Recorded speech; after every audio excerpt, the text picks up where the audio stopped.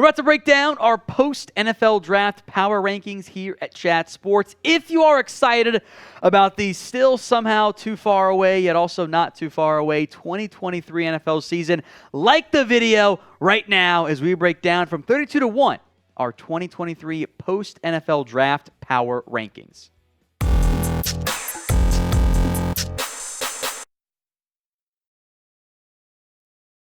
Important note before we get going here, this is an AP poll style average voting of all the different Chat Sports employees here. So everyone got a chance to vote. We averaged it, and there were some disagreements. Important thing to consider, if there's something you like about the rankings, that was probably because of me. You're welcome. If there's something you did not like, it's not my fault. Blame anybody else.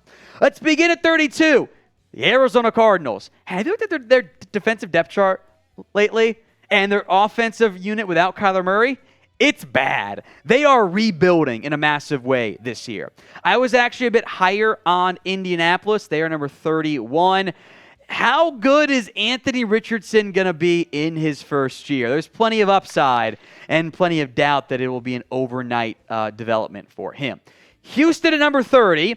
I think we all agreed here at Chat Sports. They're heading upwards in the right direction, but it probably won't be an overnight change, although the AFC South is not that good, and that could lead to one of these teams having a better record than where they currently sit. The NFC South also not very good. Carolina at number 29. Now remember, they don't have their first-round pick next year. They will be all in on winning football games this season. I'm a believer in Bryce Young, but this might not be an instant flip of the switch. So a common trend there. 3 teams that took quarterbacks this year. Got to be a little bit patient there. Who will end up with the number 1 pick in the 2024 NFL Draft? Funnily enough, those top 4 teams we just saw were the top 4 teams in this past year's NFL Draft, although 2 of them have already traded away their first-round pick next year. Who will end up with that number 1 pick, and likely Caleb Williams? Sound off in the comment section right now. Who gets that number 1 overall selection? Tampa at number 28. Do you trust Kyle Trask? I do not. I was lower on Tampa than most. This seems like it could be a bit of a down year with Tom Brady now gone. Another NFC South team, the Atlanta Falcons. They think they're a lot closer.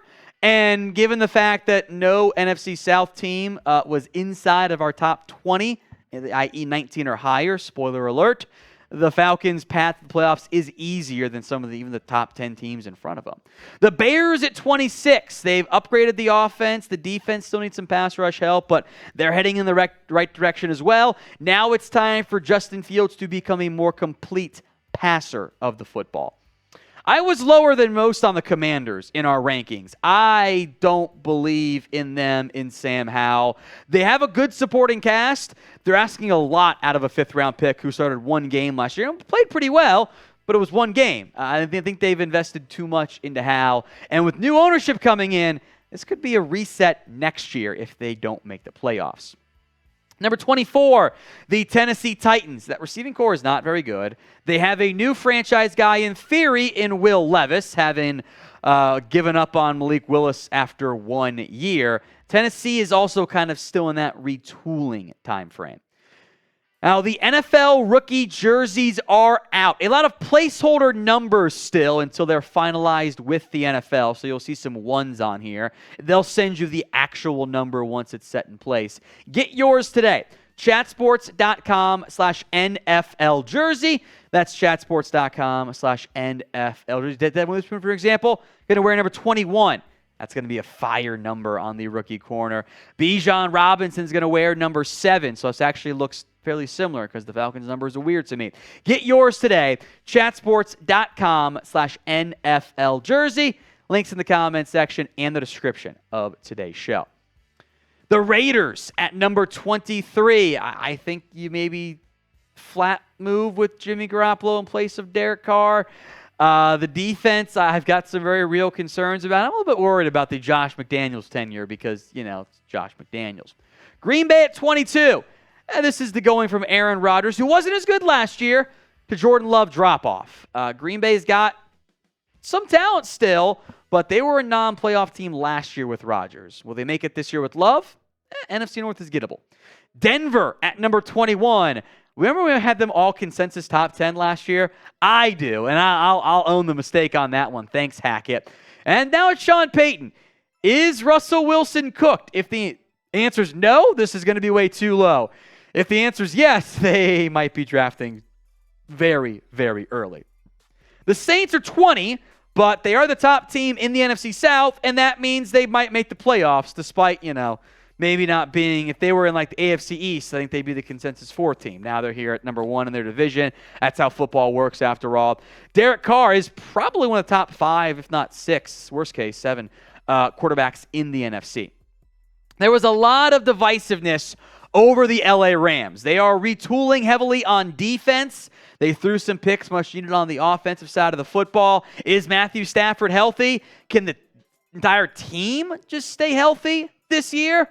The Rams are the big wild card this year.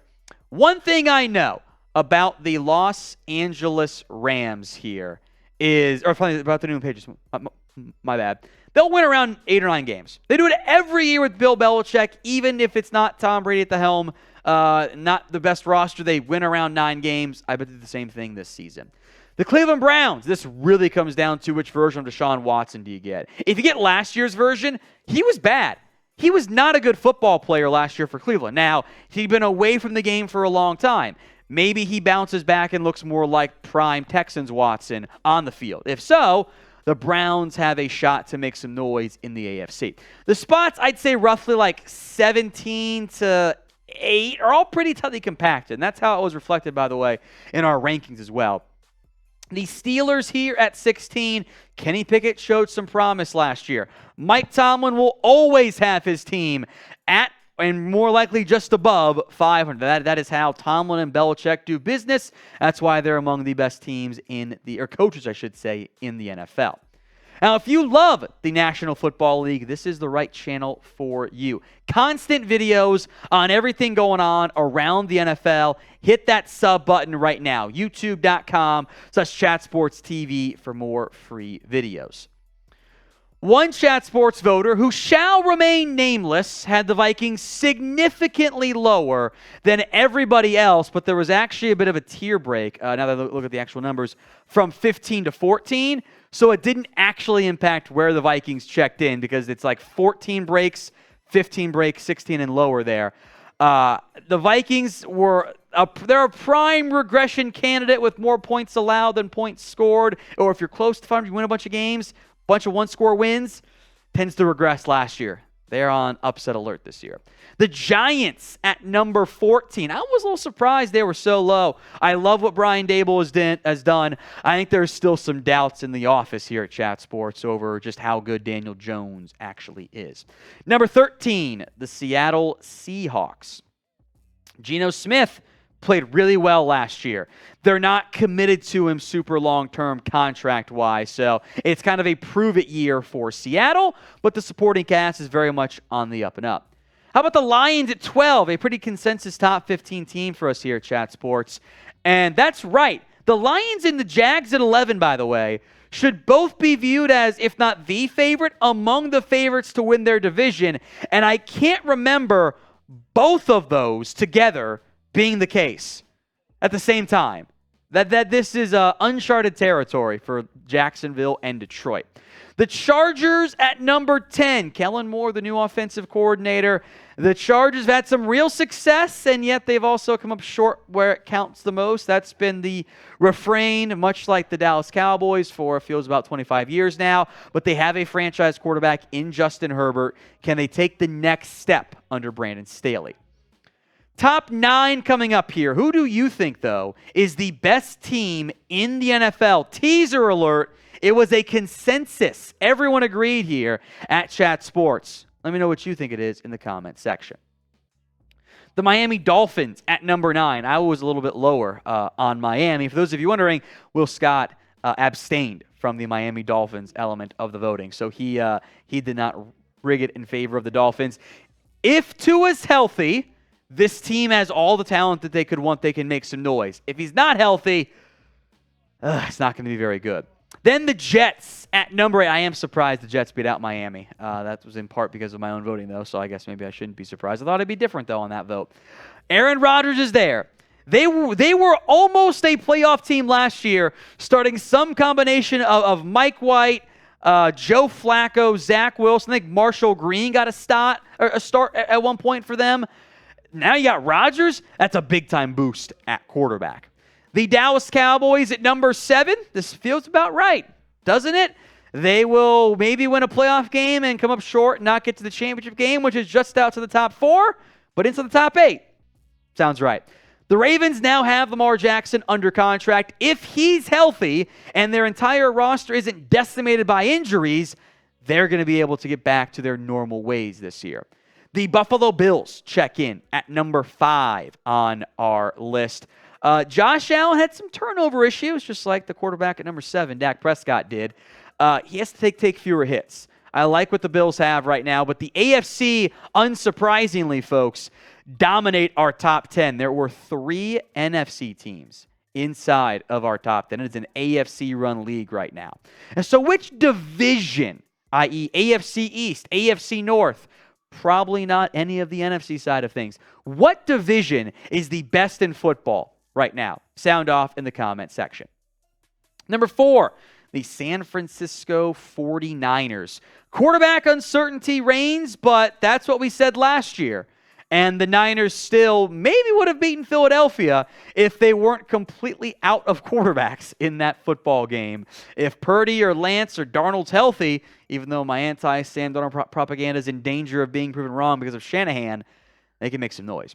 The Bengals at number 3. It's a weird spot for Cincinnati to be, but hey, that's the Joe Burrow effect, baby.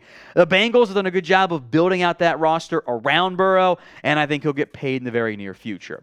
No surprise at number 2, then, the Philadelphia Eagles. They do lose some pieces on defense, but they bring back most of the roster, crush the draft once again, but they are number 2 behind the unanimous number 1, the defending world champion Kansas City Chiefs. I thought it internally. I didn't actually say it to not influence it, but if anyone didn't put the Chiefs at number 1 on our list, might have been suspended from their voting privileges because defending champs, and they're still really good. It's not like they lost a bunch of pieces. Chiefs, no-brainer for me at number 1.